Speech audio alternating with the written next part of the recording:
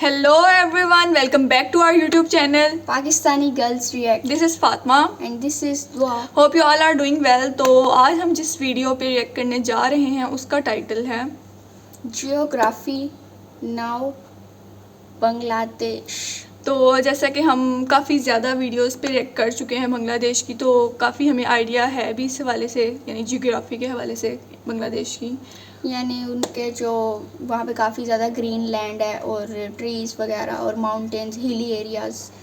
तो इस वीडियो में हमें वैसे ज़्यादा फोकस उसकी जियोग्राफी पे मिलेगा। वैसे हमने थ्रू आउट जो बांग्लादेशी वीडियोस देखी हैं काफ़ी ज़्यादा उसमें हमने ढाका का एक्सप्लोर किया है और दूसरी सिटीज़ को भी देखा है। तो इस वीडियो को देखते हैं और ओरिजिनल वीडियो का लिंक डिस्क्रिप्शन में। Make sure to support the original creator. So let's start. Oh, sorry. I'm just headbanging. To Bangladesh! It's time to learn geography Now! Hey peeps, I'm your host Paul Barbado. Insert intro thing because I didn't write anything. Let's dissect the flag. Now, you've probably seen this flag before and thought, who dipped the flag of Japan in a tub of algae? Well, it's not some green mutated version of Japan's flag, it's Bangladesh's. Essentially, the flag has a green field and red circle that is not in the center, but a little bit offset closer to the hoist side, and the reason for this is so that it looks centered when the flag is waving in the air. Green represents the lush, fertile green interior of the land of Bangladesh, and the red represents the sun. Simple! Moving on. Now, this is going to be really fun because Bangladesh has some of the most confusing territories on the planet. First of all, the country is located in Asia, east of India, and almost completely surrounded by India, including that narrow little Siliguri corridor, or the chicken's neck of India, a small but reasonably sized border with Myanmar in the southeast, and the Bay of Bengal located to the south. The capital and largest city is Dhaka, located in the lower central region right above the Padma River and the Ganges Delta. Now, here at Geography Now, one thing we love are enclaves and exclaves, because they are delightfully confusing, and it is with great honor that I present to you the country with the second most enclaves in the entire world, Bangladesh, right after India. When you hit the north of Bangladesh in the Rangpur region, all hell breaks loose and suddenly you see this huge mess of territories that are sprinkled around the entire border, owned and marked by each side. It gets especially messy when you go to the north of the Tista River by the Bengali town of Petgram and see a smorgasbord of over 60 enclaves and exclaves scattered in a weird random order that makes no sense. Many of these enclaves are first order and second order enclaves, that's enclaves inside of enclaves, and the world's only third order enclave, Dahala Kagrabari 51, a small crop field barely the size of 2 acres. This land is a piece of India within Bangladesh within India within Bangladesh. Talk about inception or landception. Dahala Kagrabari 51 is actually owned by a Bengali farmer who lives on the Bengali side, even though the land kind of belongs to India. Most of these enclaves are farmlands that were owned by families mixed in with the area long before the borders were drawn up by the British, which is why some areas don't relent their property to the other country. The Indian and Bangladeshi governments have announced their intentions to resolve the issue by swapping 162 enclaves by giving residents a choice of nationality. However, the process isn't really moving and is kind of stuck in a red tape limbo. As we'll soon find out, Bangladesh's land is shaped heavily by the landscape and immense river systems that flow through the entire country like vital bloodstreams, fostering life to the entire region. And by soon, I mean like right now.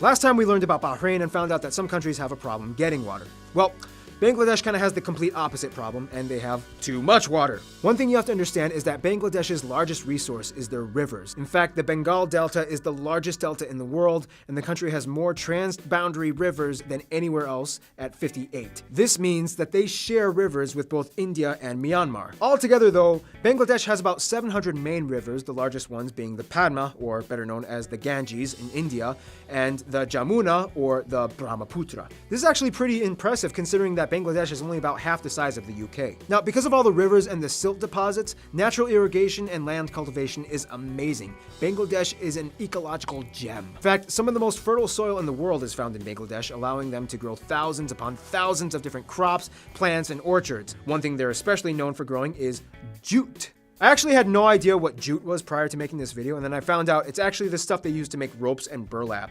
See? I'm just like one of you! I'm learning!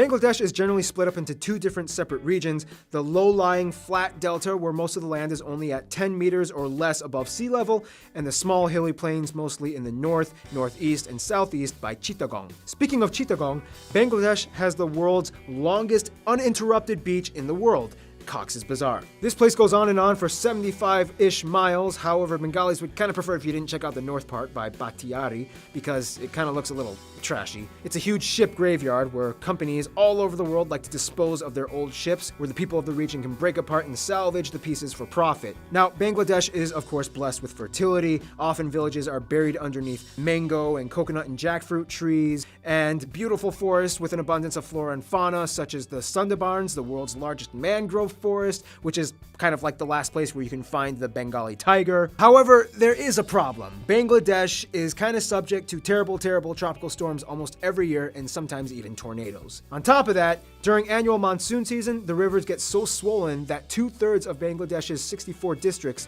typically experience flooding that causes extensive property damage, loss of communications, loss of drinking water, loss of crops, and leads to the spread of disease, which eventually leads to death. It's kind of crazy though, because for such an environmentally rich area, the country has to deal with almost equally damaging environmental challenges. Now, add on top of that the fact that Bangladesh is incredibly dense in population. Let's talk about that.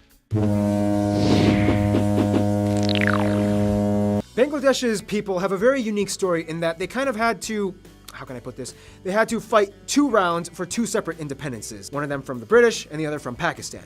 In the shortest, simplest way that I can put this without boring you, and with cute little motion graphic animations so that you'll pay attention and you might actually learn something, Bangladesh was for a long time part of the British Empire. However, after the British left, they separated the region into 2 states and 3 regions, the predominantly Hindu state being India and the predominantly Muslim state being West Pakistan and East Pakistan, which is now known as modern-day Bangladesh. West Pakistan administered East Pakistan, and the capital of the time was Karachi and was also located in West Pakistan. Despite the fact that both sides were Muslim, they had very little in common both culturally and linguistically. East Pakistan eventually became furious because they felt as though they were being taken over by Pakistan, and especially angry when Pakistan tried to establish and institute Urdu as the official language, and almost nobody spoke it, as everybody there spoke Bengali. Wars, fighting, yada yada. They gained their independence in 1971 and joined the UN. Done. Once again, let me remind you guys, this is geography now, not history now. Now, as mentioned before, Bangladesh is very dense in their population, with a population of about 160 million people. In fact, if you exclude the city-states like Singapore and Hong Kong,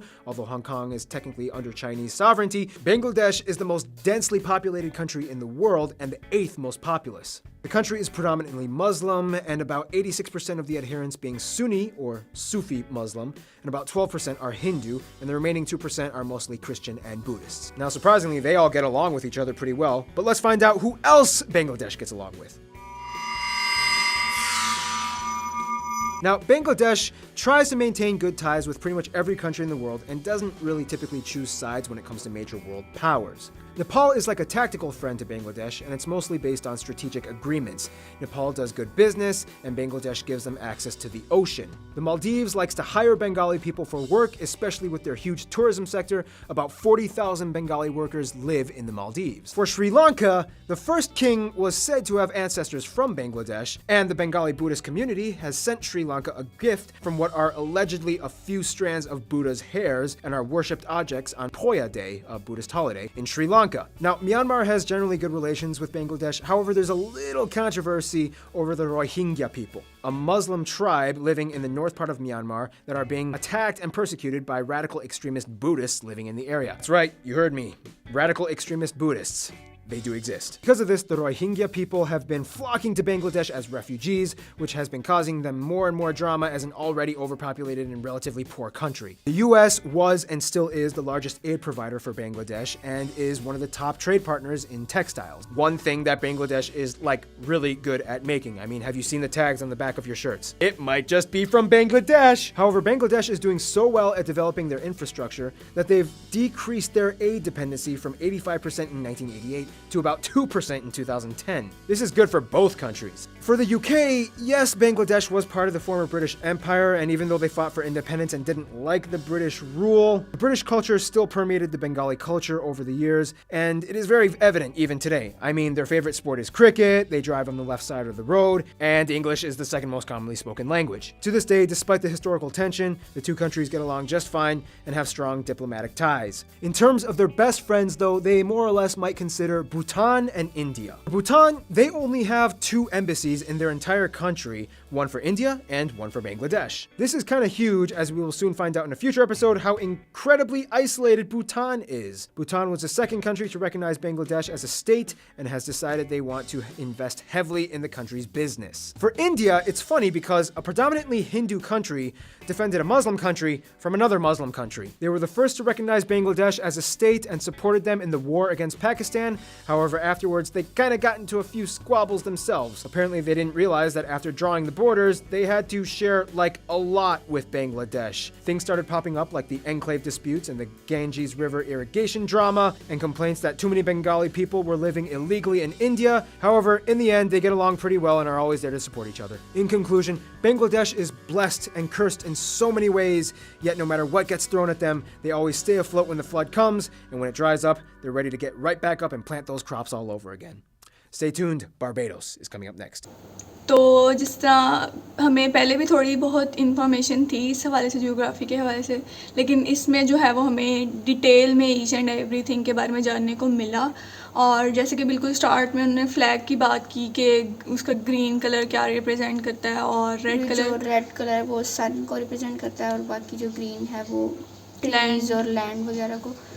तो जिसे कहते हैं कि उन्होंने ये भी बताया कि वो जो रेड जो सर्कल है वो बिल्कुल सेंटर में नहीं है, थोड़ा दूसरी साइड पे है. तो वो भी उन्होंने सारा थ्रू आउट द वीडियो एक एक चीज़ की डिटेल बताई, जो कि हमें इनमें से काफ़ी कुछ पहले नहीं पता था. तो अगेन ये काफ़ी इंफॉर्मेटिव वीडियो थी. और उसके अलावा उन्होंने जैसे पॉपुलेशन के बारे में बताया, और तो फिर उसके बाद मोस्ट पॉपुलस कंट्री और 1971 के बारे में जो बताया, जो जिसके बारे में हमें काफ़ी ज़्यादा डिटेल में इंफॉर्मेशन पता है ऑलरेडी. और किस ममालिक के साथ, किन कंट्रीज़ के साथ बांग्लादेश के फ्रेंडली ताल्लुकात हैं वो भी बताया उन्होंने. श्रीलंका वगैरह और भूटान और इंडिया वगैरह सब के साथ, ज़्यादातर कंट्रीज़ के साथ अच्छा बिहेवियर. तो इसमें उन्होंने बीच का बताया कि जो दुनिया की सबसे बड़ी लॉन्गेस्ट बीच है वो भी चित्तगोंग में शायद है मेरे ख्याल में. और यानी काफ़ी कुछ था इसमें जो हमारे लिए शॉकिंग भी था कि बांग्लादेश में बहुत कुछ ऐसा है जो हमें पहले नहीं पता था. तो ये है कि आप लोग मज़ीद इस तरह की वीडियोस सजेस्ट करते रहें जिससे हमारी मज़ीद इन्फॉर्मेशन में इजाफा हो. और अगर आपको वीडियोस पसंद आ रही हो तो don't forget to give a like and subscribe to our channel. तो मिलते हैं नेक्स्ट वीडियो में, तब तक के लिए.